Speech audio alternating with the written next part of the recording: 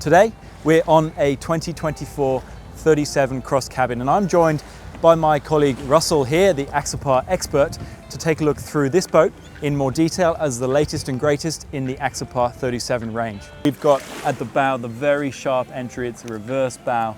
The main chine on the bow here goes all the way forward, and as it goes back it actually gets very deep. Steps in the hull which suck air in underneath, so the boat is riding on a layer of bubbles, and the deep V at the back makes for an amazing performing hull, which we'll have a look at shortly. So it's a beautiful day today. I think Joe is already getting itchy feet, so let's take this boat for a test drive. This one has the new Mercury V10 350s, so it should be pretty punchy.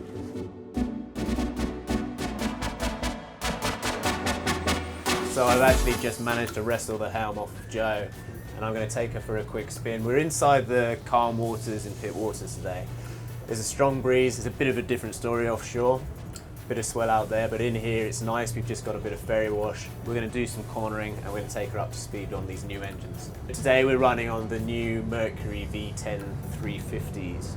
The old 350 was an inline 6 engine, but these ones, they're a bit more torquey. They're actually more fuel efficient, and Axopar, they design their vessels in conjunction with Mercury. So the engines are designed to run this boat, and that's why they do it so well. So you may not be able to tell, but I'm already doing about 15 knots. I'm just off the plane. In just a moment, I'm going to take it up onto the plane and we're going to show you a bit of cornering at speed. Coming up onto the plane now. These engines are very torquey. That went from 18 knots to 25 within 3 seconds. I'm at 30 already and it's still climbing. A few more revs on now, into a bit of chop. And in no time at all, I'm already sat at 40 knots. Now, most vessels, you wouldn't put this into too sharp a turn at this speed, but for the sake of us having a bit of fun today, we're going to do it.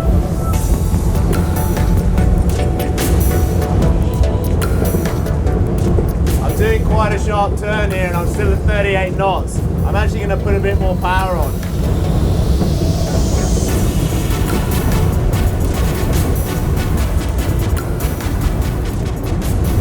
Like most Axopars, this boat just sticks to the water. I came out of that turn at 36 knots and I'm back up to 38. I'm not going to touch the throttles this time. We're going to put it into another hard turn to the right. And I'll tell you what we're doing.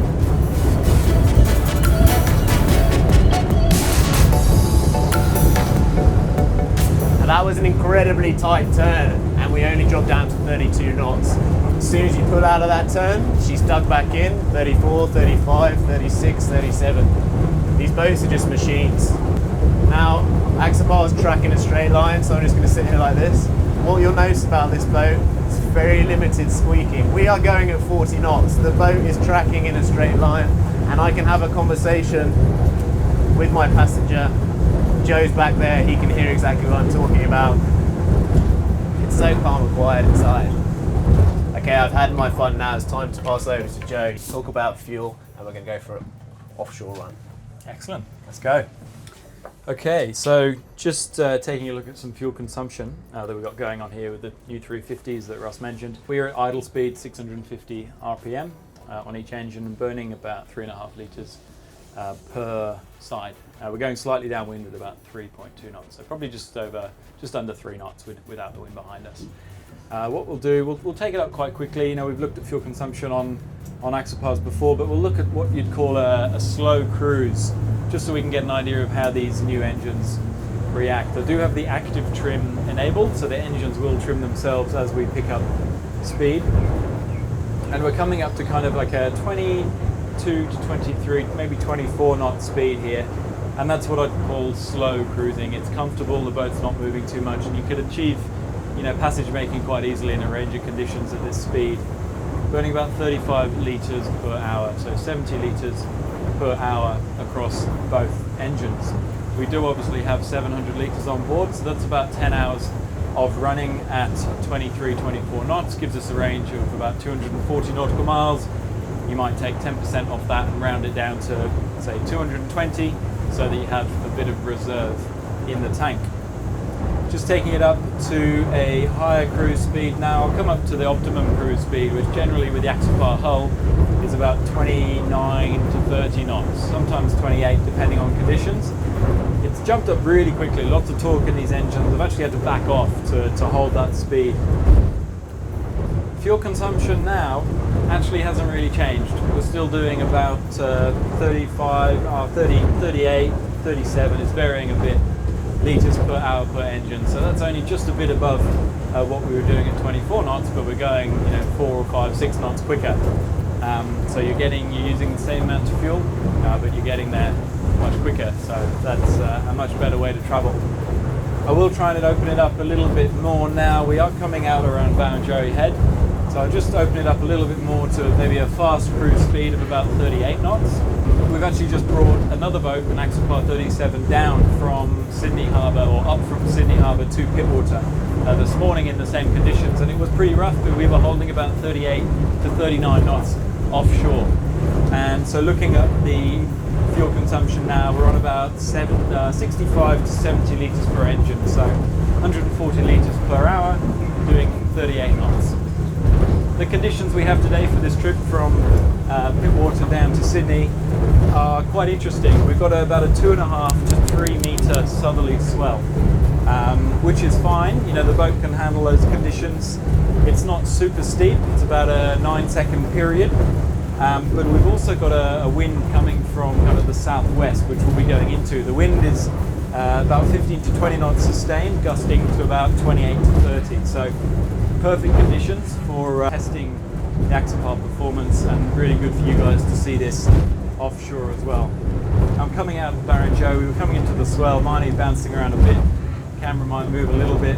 And the swell here is probably about 1.5 meters, doing between 32 and 35 knots directly into it. Look at this. Check out this one. Okay, so we're heading out. We've just left Barrenjoey. It's maybe a mile behind us. We've got Bangali Headland just here, and we're actually, because of the direction we need to go, we are going directly into the swell. So I have pulled it back to about 20 knots, just so we're not launching off. The swell is exactly as forecast. I reckon we're seeing waves of about 3 meters here. The purpose of this trip is to demonstrate the comfort that you can do these kind of trips in. I've pulled the speed back because I might have my family or my friends on board. I'm not looking to scare anyone. I'm not looking to do damage to the boat, but we are making speed and everyone is comfortable on board. One thing I have done to improve the safety of driving the vessel, the Mercury throttles have a single lever option, so you can control both engines with one lever, which in these kind of conditions where I need to come on and off the power quite quickly and respond to the waves, I can do it just by using one lever rather than trying to balance two. It's also very important to mention that the Axopar is a very dry boat. That hull design that we looked at earlier is very good at keeping water off the decks. However, we are out in conditions today when you probably wouldn't otherwise go out, but it's really good to know that the boat can do it. So yes, we have got salt water on the windscreen. That's why we've got windscreen wipers. Okay, so we are just off Bangali Headland now on the northern beaches, and I've actually turned the boat south, pointing directly at Manly. I can see the towers of Manly just in the distance. What this allows us to do is we're not running directly into the swell anymore. So we've got the swell coming in, 30 or 40 degrees off our port bow. Now this is good because it means we're not going directly over it and into it. We can actually run at a bit of an angle, which will allow us to carry more speed without launching off the waves because we're going diagonally. Oh, look at this wall here. Wow. You see that one, Russ? Yes. We're seeing some pretty big ones. Check out this one, Russ. That's that's got to be more than 3 meters coming in. I think in the trough that was just over 3 meters for sure. I've been watching your speed the whole time we've been going along, Joe, and really you're averaging about 26 knots. 26 knots into what can be between 2 and 3.5. Swell, it's pretty good. What I'll try and do, I'll just try and get us going a bit quicker. See if we can kind of get up in the 30s. I might turn away from the swell just a touch more. So the swell's probably on 50 degrees now, maybe 60 off our port bow, and we're opening it it up, down the big back of a swell, and I can see the next one. We're doing 34 knots now. So 35 knots, again, down the back of the next swell. We're not jumping off the swell. The boat's coming down the back edge, landing level, again on another one, down into the trough. About 3 meters out here, you can see. We're absolutely flying, aren't we? Like, not literally, but... You just hit up to 37 knots there. You feel secure. You can see out the front. Yeah. You're not diving into waves. We're taking them on and we're sliding down the back of them.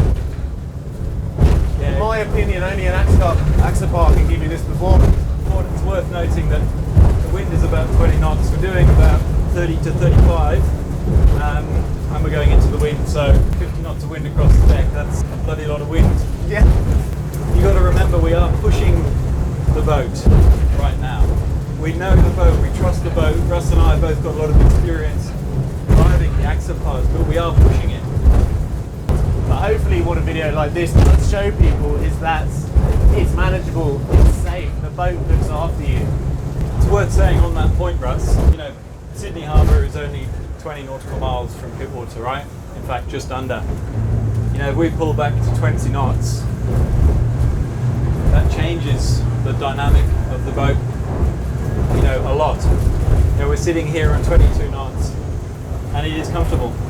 You know, there's no huge slamming. Any landings that we're doing are soft. I mean, there were a soft at 35 as well, but if you're passage making, you know, down to Sydney with your family or up to Pittwater for the weekend in these kind of conditions, this is what you do to stay comfortable. You don't have to fang it like we are.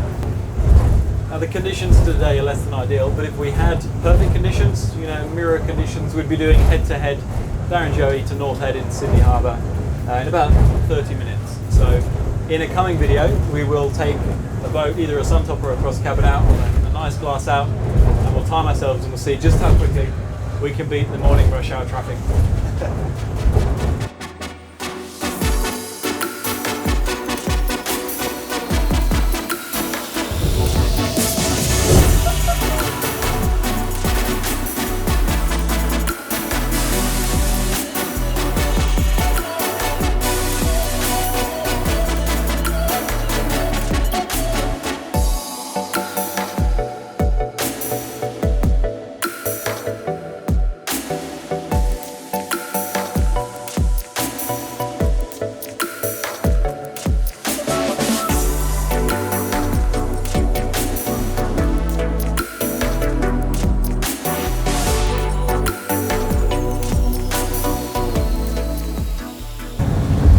Just coming back into flat water now, and we're just going to open up the throttles just to see what these new engines can do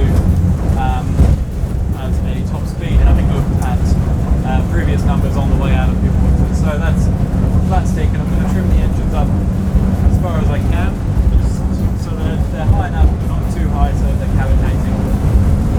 We're hitting 48, 49.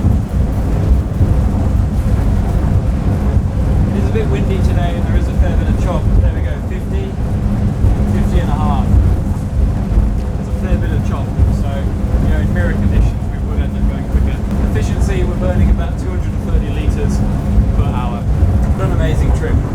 To be honest, no other boat, no other brand I'd rather take offshore down to Sydney in those kind of conditions. Russ, what were your thoughts?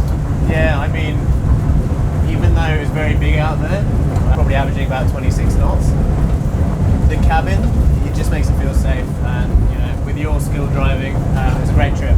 Yeah, no, it was good. Look, the wave height was, they were big, you know, we were forecast to 2.5 to 3 meters. Off the long reef, about just over halfway down, I reckon we were getting up to about 4.5 for us, what you'd say. You know, we're really in the trough. Yeah. All we can see is water, but yeah, riding over it. Yeah, I think we were able to do that today because the wind was coming across it, so it wasn't breaking onto us. The Axopar just rides it beautifully. Now you've got to bear in mind, it was good fun filming with the drone, a lot of work, but in order to maintain the safety of the drone and not lose it, we did have to fly a little bit higher. So I know we lose a bit of aspect on the waves, and you know, waves and swell always look a bit smaller on camera as well.